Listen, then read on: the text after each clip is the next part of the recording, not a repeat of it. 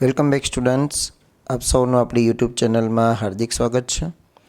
NMMS પરીક્ષા 2026ની તૈયારીના ભાગરૂપે વિષય વિજ્ઞાન ધોરણ 7, જેમાંથી તમને 35 ધોરણ 7 અને 8ની વિજ્ઞાનમાંથી 35 માર્ક્સના પ્રશ્નો પૂછાશે.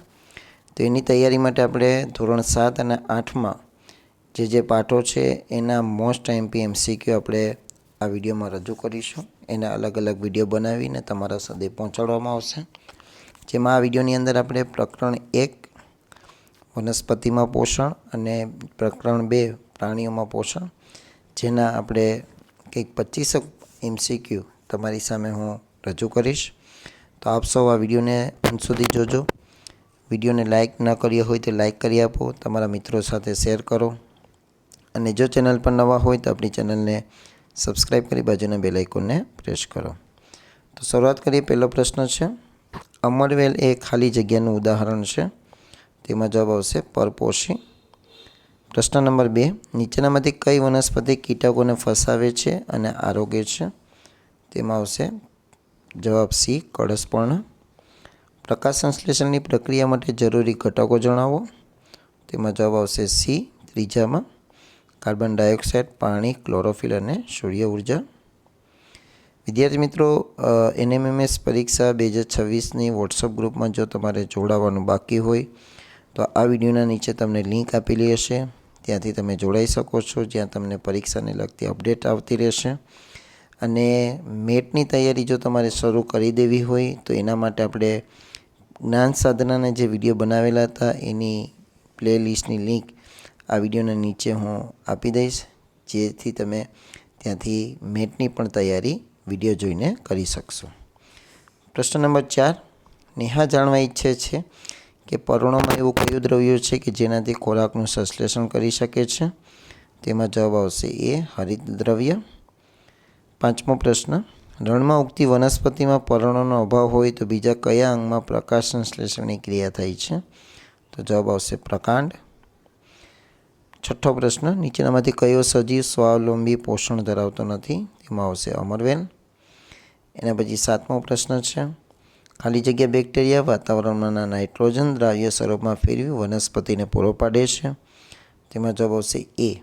તો એનો જવાબ છે 1 અને 2, રાઇઝોબિયમ અને એઝોટોબેક્ટર. એના પછી 8મો પ્રશ્ન છે, ખાલી જગ્યા વર્ગની વનસ્પતિ ઉગાડવાથી તેમાં નાઇટ્રોજનયુક્ત ખાતર ઉમેરવાની જરૂર રહેતી નથી. તો 8મામાં જવાબ આવશે બી, કઠોળ. 9મો પ્રશ્ન, વનસ્પતિ પ્રકાશ સંશ્લેષણની ક્રિયા દરમિયાન કયા વાયુનો ઉપયોગ કરે છે? Carbon dioxide. વનસ્પતિ વાતાવરણમાંથી કાર્બન ડાયોક્સાઇડ મુખ્યત્વે ખાલી જગ્યા દ્વારા લે છે. તેમાં જવાબ આવશે પર્ણ. એના પછી 11મો પ્રશ્ન છે, પ્રકાશ સંશ્લેષણ માટે વનસ્પતિનો કયો ભાગ વાતાવરણમાંથી કાર્બન ડાયોક્સાઇડ લે છે? તો 11મામાં જવાબ આવશે બી, પર્ણરંધ્ર. 12મો પ્રશ્ન છે, સજીવો પ્રકાશ સંશ્લેષણ દ્વારા મુક્ત થયેલ કયા વાયુનો ઉપયોગ કરે છે? તો 12મામાં જવાબ આવશે બી, ઓક્સિજન. પર્ણમાં વાત વિનિમય શેના દ્વારા થઈ છે? પર્ણરંધ્ર દ્વારા. સ્વયંપોષી અને પરપોષણ બંને પ્રકારનું પોષણ કઈ વનસ્પતિ ધરાવે છે? તો 14મામાં જવાબ આવશે બી, કળશપર્ણ. 15મો પ્રશ્ન, નીચેનામાંથી પીળી પાતળી દોરી જેવું પ્રકાર ધરાવતી પરોપજીવી વનસ્પતિ કઈ છે? તો 15મામાં જવાબ આવશે સી, અમરવેલ. એના પછી સાથે આપણે પ્રાણીઓમાં પોષણ, એના પણ 10 થી 12 પ્રશ્નો છે, ચર્ચા કરીએ. લોહનની તંદુરસ્તી જળવાઈ રહે તે માટે નીચેનામાંથી કયા પોષક તત્વો જરૂરી છે? તો કે આપેલ તમામ. લિપિડનું સંપૂર્ણ પચન ખાલી જગ્યામાં થાય છે. તો કે નાનું આંતરડું. ત્રીજાનો જવાબ આવશે બી, જાડા. ચોથો પ્રશ્ન છે, કૃષિને પ્રશ્ન થાય છે કે પ્રાણીઓમાં એવું શું હોય છે જેના કારણે પ્રાણીઓ સેલ્યુલોઝનું પાચન કરી શકે છે? તેમાં જવાબ આવશે બી. મારા દાદાને એક પણ દાઢ નથી તો તેમને ખોરાક ખાવામાં નીચેનામાંથી કઈ તકલીફ પડશે? તો 5મામાં પણ જવાબ આવશે બી, ચાવવા અને ભરડવાની. આપણા શરીરની સૌથી મોટી ગ્રંથિ કઈ છે? તો 6થામાં તમારો જવાબ આવશે એ, યકૃત. એના પછી 7મો પ્રશ્ન છે કે ખાલી જગ્યા કેલ્શિયમ કાર્બોનેટથી બનેલા સખત કવચથી આવરિત પ્રાણીઓને આરોગે છે? તો 7મામાં જવાબ આવશે એ, તારા માછલી.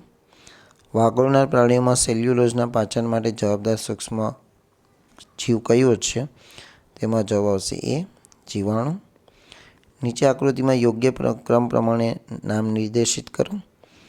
તો 9માની અંદર તમારો જવાબ આવશે ડી ગળ્યો. 10મો પ્રશ્ન, નીચે આપેલ પાચક રસ અને ગ્રંથિમાં કયું જોડકું સાચું છે? તેમાં જવાબ આવશે ડી આપેલ તમામ. એના પછી છે 11મો પ્રશ્ન, પ્રથમ સમૂહના દાંત શૈશવકાળ દરમિયાન વિકાસ પામી 6 થી 8 વર્ષની ઉંમરે પડી જાય તેઓને કયા દાંત કહે છે? તો કે દુધિયા. અને નીચે આપેલ પાચનના તબક્કાને યોગ્ય ક્રમ જણાવો. તો 12મામાં તમારો જવાબ આવશે બી 2, 1, 3, 4, 5.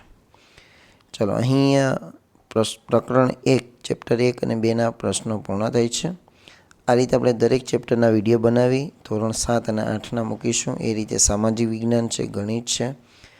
તો આપણી ચેનલ સાથે જરૂરથી જોડાઈ રહેજો. ચેનલ પર નવા હોય તો આપણી ચેનલને સબસ્ક્રાઈબ કરો, બાજુના બેલ આઇકોનને પ્રેસ કરો. Thank you very much.